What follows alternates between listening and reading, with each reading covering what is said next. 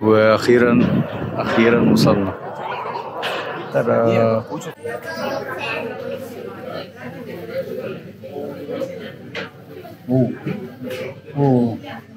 اوه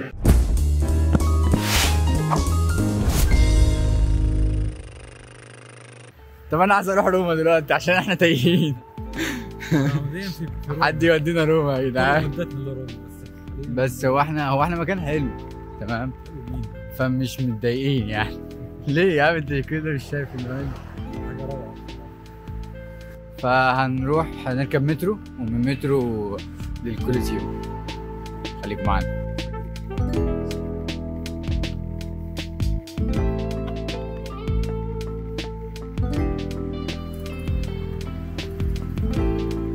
طلع انها مصر بس. ايه؟ لا طلع انها مصر. ايطاليا روما صح؟ حسيت ان روما فيها سيكا كده من المصريين او الاعمال بتاعتهم.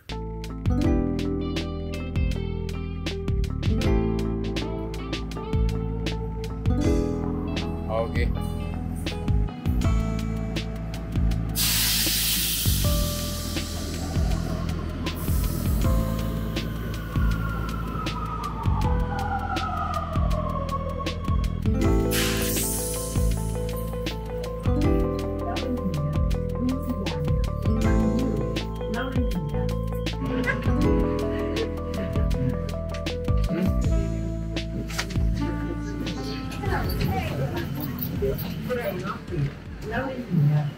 احنا فوتناها؟ لا مش فوتناها لان هي المفروض اللي بعد دي. لا يا راجل.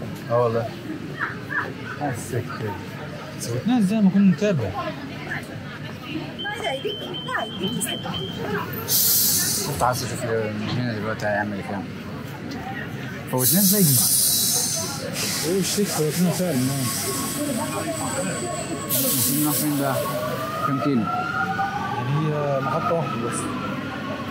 محطة واحدة بتبقى كبيرة. فتعالى نعدي الناحية التانية. تعالى يا اسطى تعالى.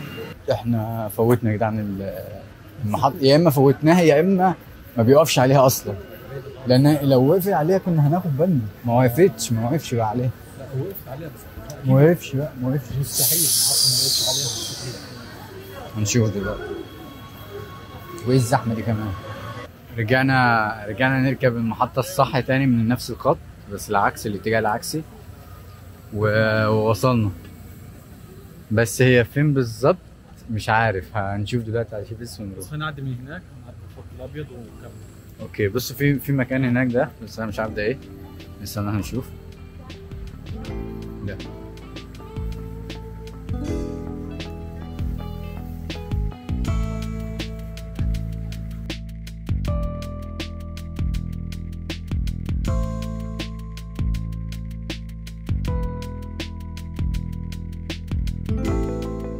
وتقريبا كان في ماراثون، فكل الناس لابسه ميداليات ولابسين لبس رياضي. ما اعرفش كانوا بيعملوا ايه. استنى اوريكم بسرعه. بس الناس قد ايه كتير وكلهم لابسين نفس البتاع اللي هي بتاعت التدفئه دي، وكلهم جايين. ما اعرفش هو هل بدأ ولا خلص ولا لسه ما بدأش، بس تقريبا بدأ لان كلهم لابسين نفس اللبس، وتقريبا كلهم شكلهم مرهقين كده. في ناس واخده ميداليات اهي. الواد ده واخد ميداليه اهو معاه، والتاني ده ميداليه برضه اهو. يا جدعان لما بتسمعوا كلامهم، ما اعرفش انا قلتها كام مره في الفيديو، بس اقسم بالله دي مش لغه، ده لحن. هما بيلحنوا مش بيتكلموا. ده عم الحاج كمان. ماشي يا عم الحاج. طبعا احنا بنعرف نجريها دي. بص دول كلهم كده لابسين لبس البتاع دي. بص اهو تاني.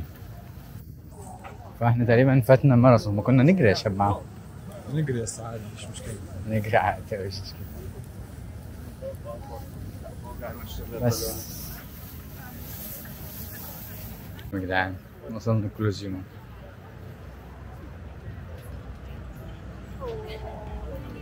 وصلنا الكولوسيوم وهنروح دلوقتي بس من منطقة أحلى نتصور فيها ونقعد ممكن نتكلم عنه شوية، لأن المكان بصوا ده اللي هو المبنى ده والمبنى ده، وفي كام مبنى تاني هبوريه لكم. ده احنا درسناهم وسقطنا فيهم. كانت مادة صعبة الصراحة، بس كانت لذيذة يعني.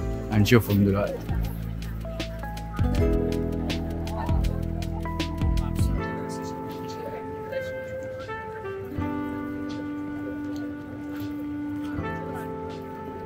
الناس كلها بتجري هنا تقريبا، وكان في ماراثون جامد باين عليه. بس انا اوريكم كده.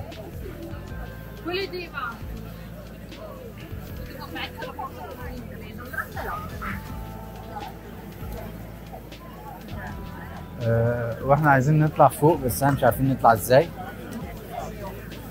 هنخرج ازاي مش عارف.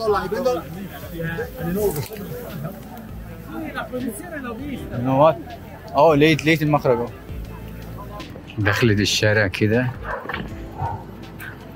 دخلة جامدة.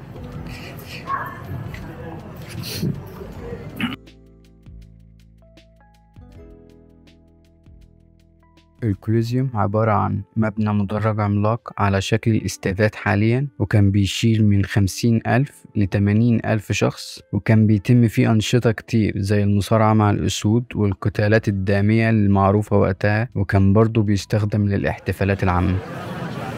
احنا حاليا في الشارع اللي تحسه شبه شارع العتبة عندنا في القاهرة. استنى اوريكم. بص كده، كله تقريبا كده. فتقريبا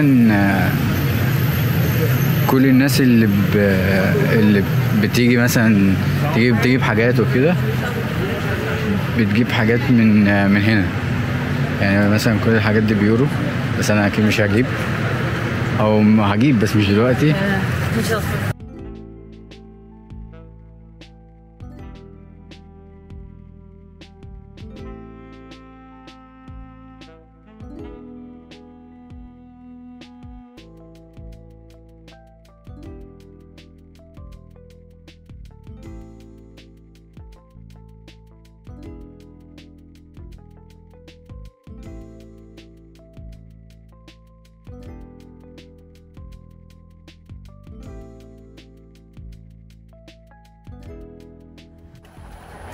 من ضمن الحاجات اللي انا لاحظتها في ايطاليا، في روما او ميلان، ان بصوا بيزرعوا فوق السطوح، بيبقى شكلها جامد يعني بجد.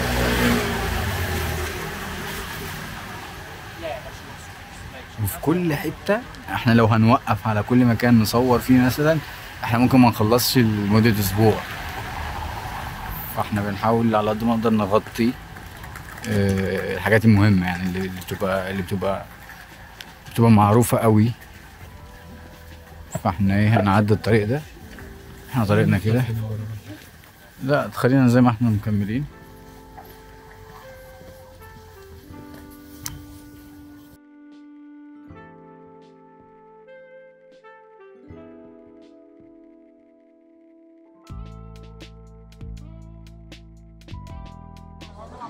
ده تقريبا بتاع عادل امام لما قال لك الساعة ب5 جنيه والحسنة بتحسن، عارفها؟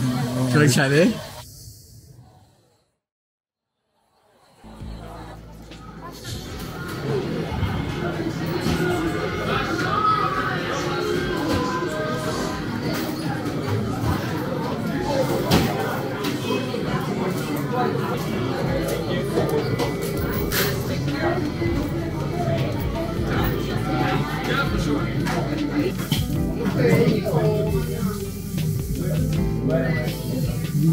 شوكليت باين عليها جامدة.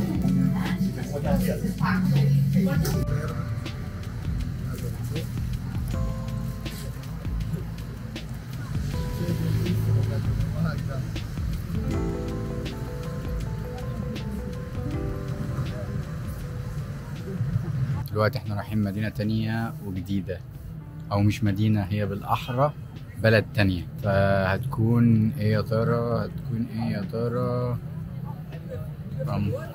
الفاتيكان هناك اهي، مدينة دولة الفاتيكان.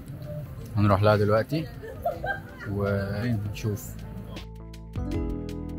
أهلا بكم في مدينة الفاتيكان، والمعروفة رسميا باسم دولة مدينة الفاتيكان، وهي أصغر دولة في العالم من حيث المساحة، ويقارب عدد سكانها 850 نسمة.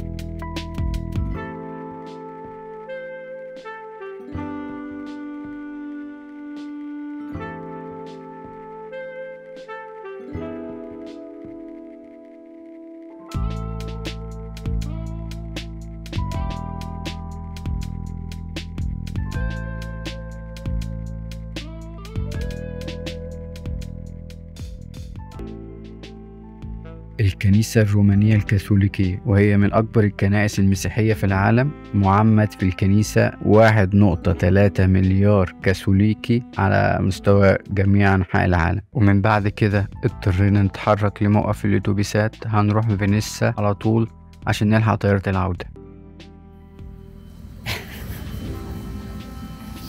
هو تقريبا مش هنعرف نلحق الطيارة. الأتوبيس بتاعنا متأخر تقريبا ساعة عن ميعاده، فمش عارف بقى هل نلحق الطيارة ولا لأ، لأن الطيارة كان المفروض يكون عليها مثلا أول ما نروح هناك يكون مثلا عليها 1.5 ساعة، فإن يبقى في الوقت المحدد كان 1.5 ساعة، إنما دلوقتي ربع ساعة بالكتير أوي، فأنا مش عارف هيبقى عامل ازاي. لا كمان إن احنا لما نوصل الأتوبيس فممكن يكون في تفتيش ومش عارف ايه والكلام ده، ف مش عارف، هيبقى الصراحة سباق مع الزمن، بس خلينا نشوف.